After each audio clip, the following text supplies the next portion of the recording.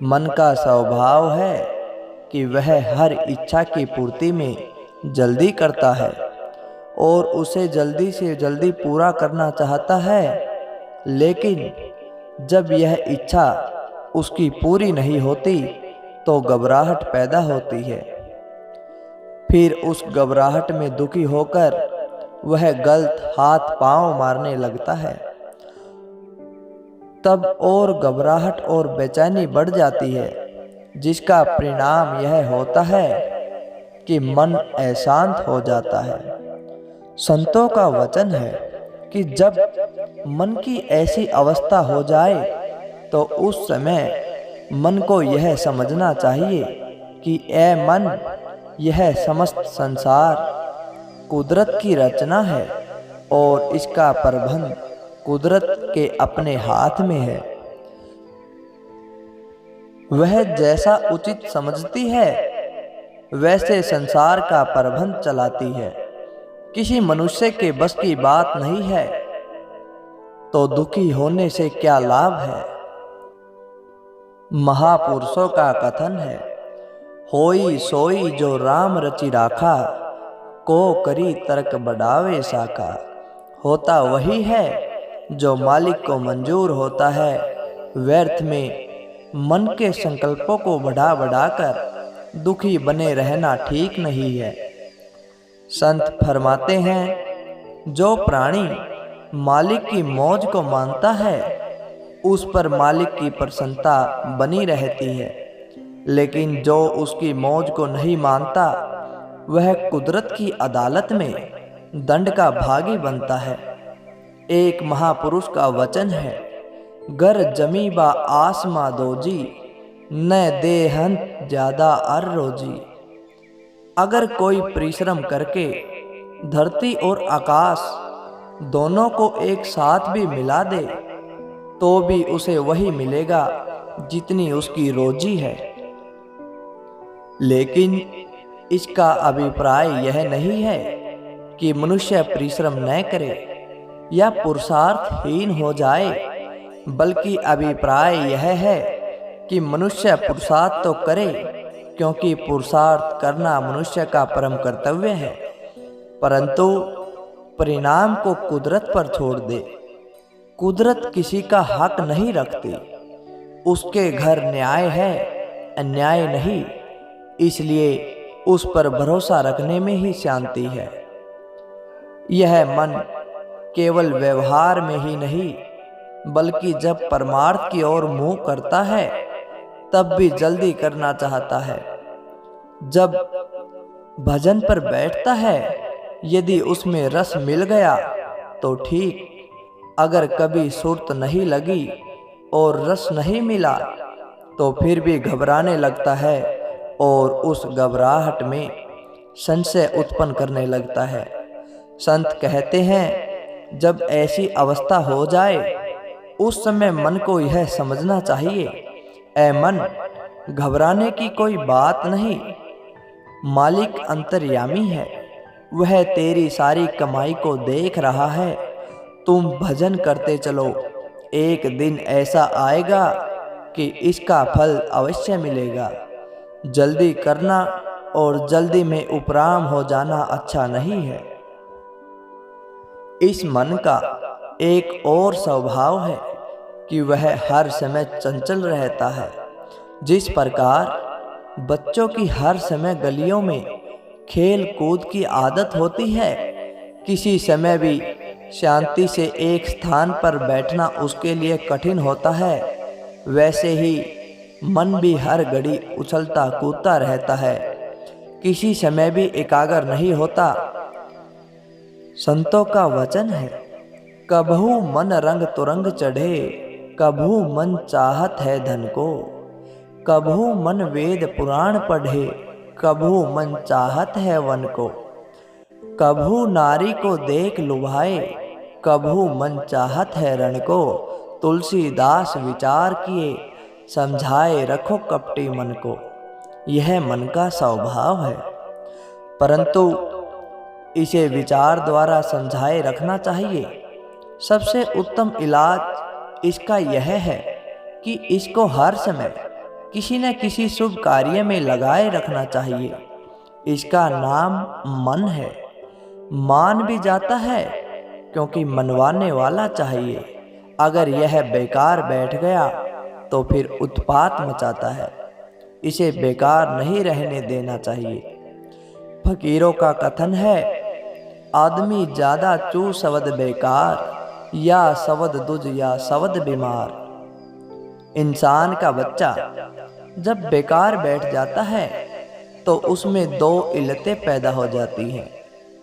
या तो वह चोर बन जाता है या फिर बीमार हो जाता है।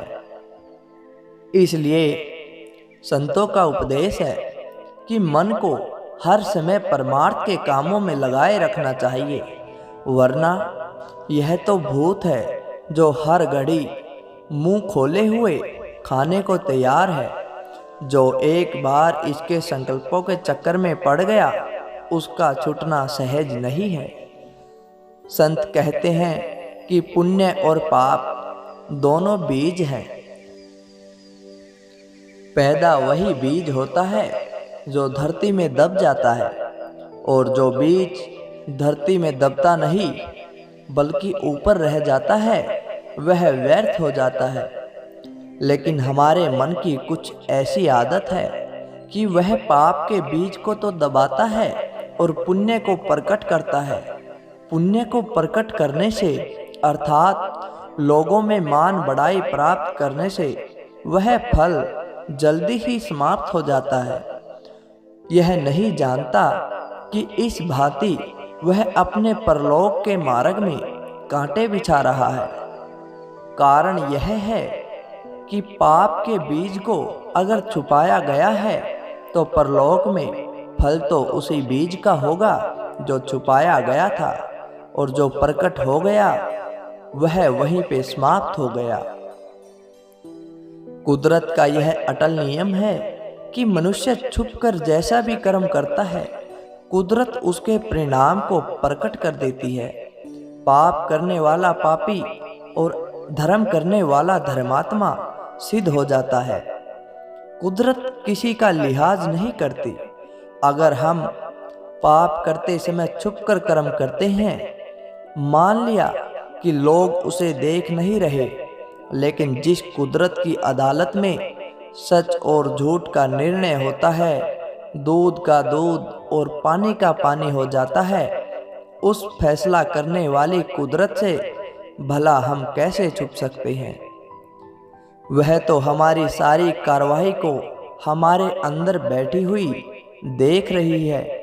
इसलिए उचित यह है कि पुण्य कर्म को तो दबा दिया जाए, ताकि परलोक में हमको उसका फल शुभ मिले, तथा पाप कर्म को प्रकट कर दिया जाए ताकि उसका बीज यहीं समाप्त हो जाए।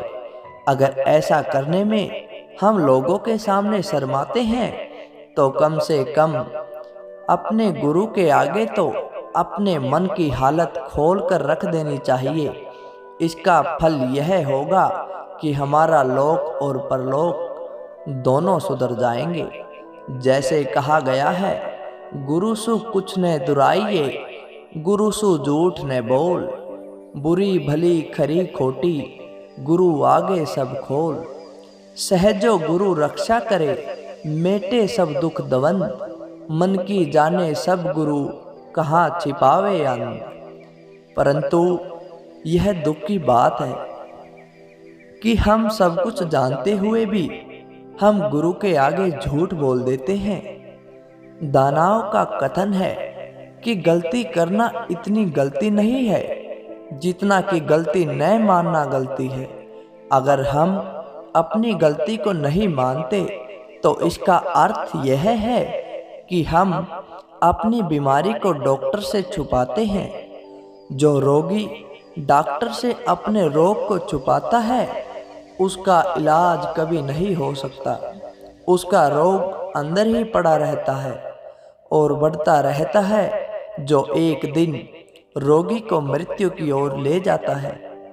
इसलिए मनुष्य को चाहिए कि वह झूठ, चोरी, निंदा आदि बुरी आदतों से परहेज करे ताकि उसका मन तथा बुद्धि दोनों शुद्ध रह सके और परमार्थ बन सके। संतों का वचन है कि मनुष्य अपनी रूहानी भलाई को स्वयं नहीं जान सकता, उसको गुरु ही जानते हैं। इसलिए उचित है कि मन की न मानकर गुरु के सम्मुख सब कुछ खोल कर रख दिया जाए, ताकि हृदय मलिनता से साफ हो जाए। और यही भक्ति की रीति है। मन का एक और स्वभाव है, इसके अंदर जो अनेक संकल्प उठते रहते हैं, उनमें कुछ अच्छे होते हैं और कुछ बुरे होते हैं। मन की आदत है वह खराब संकल्पों पर तो जल्दी से अमल करता है, परंतु अच्छे संकल्पों पर अमल करने में ढील कर देता है तथा उनको कल पर छोड़ देता है। गुरुवाणी में लिखा गया है, बुरे काम को उठी खलोइया, नाम की बेला पे पे सोइया। लेकिन यह ठीक नहीं है, यह मन का धोखा है, क्योंकि जिस अच्छे कार्य को कल पर छोड़ा जा रहा है, संभव है जो ख्याल आज है वह कल तक रहे या न रहे, क्योंकि मन की हालतें तो पल पल में बदलती रहती हैं। इसलिए उचित यही है कि यदि संकल्प भला उठा है तो उसे शीघ्र अति शीघ्र आचरण किया जाए, और यदि बुरा उठा तो उसे कल पर छोड़ दिया जाए। कल पर छोड़ा हुआ कर्म अच्छा हो या बुरा बहुधा रह ही जाया करता है। इसलिए संत कहते हैं कि रह जाए तो बुरा कर्म रह जाए, भला कर्म क्यों रह जाए, उसे तो शीघ्र अति शीघ्र कर लेना चाहिए। यही कारण है कि संतों के मार्ग में वर्तमान समय की बहुत कीमत समझी जाती है, क्योंकि जो कुछ जीव ने अपने लिए करना है वह वर्तमान काल में ही करना है। कल की राम जाने, कल कैसा होगा, आएगा या नहीं भी। जो समय मिला हुआ है उससे लाभ उठाना चाहिए। अगर इस नियम को हृदय में दृढ़ कर लिया जाए तो फिर कल्याण ही कल्याण है। मन का एक स्वभाव यह है कि इसकी चाल सदा एक रस नहीं रहती, यह सदैव बदलता रहता है। यह कभी नीचे कभी ऊपर होता रहता है। आपकी जेब में टाइम देखने की एक घड़ी है, उस घड़ी की चाल को दुरुस्त रखने के लिए आप उसे रेडियो टाइम के साथ मिलाते हैं। जिस घड़ी की चाल रेडियो टाइम के साथ सही चलती है उसको सही, और जिसकी चाल गलत होती है उसको गलत समझा जाता है। इसी प्रकार हमारा मन है। मन भी जेब की घड़ी के समान है, इसकी चाल को हमें दुरुस्त रखना है। सतगुरु का सत्संग रेडियो टाइम के समान दुरुस्त है। आप सत्संग में जाइए, वचनों को सुनिए और साथ साथ अपने मन की अवस्था को भी देखते रहिए। यदि मन की अवस्था सत्संग के वचनों के साथ ठीक मिलती है तो मन को ठीक ठाक समझिए। अगर उसमें कुछ कमी पेशी है तो उसको सही करने का प्रयत्न करना चाहिए। कुछ समय इस पर अमल करने से मन की चाल दुरुस्त हो जाएगी और वह अपने ठिकाने पर आकर सुखी रहने लगेगा। एक बार हमारे गुरुदेव श्री महाराज जी ने ये वचन फरमाए कि जिस हालत में पानी मैला है और हिलता रहता है, ऐसी अवस्था में उसमें अगर आप अपना चेहरा दिखाई देंगे तो आप देख नहीं सकते। पानी में अपना रूप तब साफ साफ दिखाई देता है जब पानी साफ होकर एक जगह पर ठहर जाए। ऐसे ही यह मन है। मन भी पानी के समान है, इसमें भी दो दोष हैं। एक तो यह मैला है और दूसरा चंचल भी है। यही कारण है कि मनुष्य जब ध्यान में बैठता है तो उसको अंदर से रस नहीं मिलता। यदि मनुष्य चाहता है कि उसकी सुरती भजन ध्यान में लगे तथा उसको अंदर का रस मिले, तो उसको मन के इन दोषों को निकालना होगा। मन की मैल दूर होकर वह शुद्ध होगा तो उसमें एकाग्रता आएगी। भजन में रस मिलेगा और अपना वास्तविक स्वरूप साफ साफ दिखाई देने लगेगा। इसलिए जहाँ नित्य नियम के अनुसार भजन ध्यान करना आवश्यक है, वहाँ साथ साथ मन को शुद्ध करने की जरूरत है, जिसके जरिए उसमें एकाग्रता आ सके। इसी महान कार्य के निमित्त ही महापुरुषों की सारी कार्रवाई होती है। वह भजन भी करवाते हैं और उसके साथ सत्संग के वचनों द्वारा तथा सेवा का अवसर देकर मन को शुद्ध भी बनाते हैं। सत्पुरुषों द्वारा बताया हुआ परमार्थ का एक गहरा नुक्ता यह भी है कि मन अपने स्वभाववश कभी कभी अपने परम हितैषी इष्ट देव सतगुरु जी से रोष कर बैठता है। यदि ऐसी अवस्था आ जाए तो उस हालत में शरीर द्वारा परमार्थ संबंधित कर्म नहीं छोड़ने चाहिए, अर्थात दर्शन भी करे, दंडवत वंदना करके मस्तक भी झुकाए और श्री गुरु महाराज जी के वचन भी सुने। जब शरीर द्वारा भक्ति तथा सेवक धर्म के नियम बराबर जारी रहेंगे तो एक दिन मन की अवस्था भी अपने ठिकाने पर आ जाएगी, क्योंकि कर्मों में बड़ी शक्ति है। जिस समय दैनिक कर्म प्रधान हो जाते हैं तो मन आपसे अपने आप ठीक हो जाता है। लेकिन अगर मन के पीछे शरीर द्वारा भक्ति के नियम भी जिज्ञासु छोड़ बैठे तो उसका मन ताकत पकड़कर काम, क्रोध, लोभ, मोह और अहंकार की सहायता से जिज्ञासु को भक्ति मार्ग से दूर कर फेंकता है। वास्तव में मन जीव के पिछले अनेक जन्मों के संचित कर्मों के समूह का नतीजा है। संचित कर्मों में कुछ कर्म तो अच्छे होते हैं और कुछ कर्म खराब होते हैं, अर्थात कुछ कर्म भक्ति के अनुकूल तो कुछ भक्ति के प्रतिकूल होते हैं।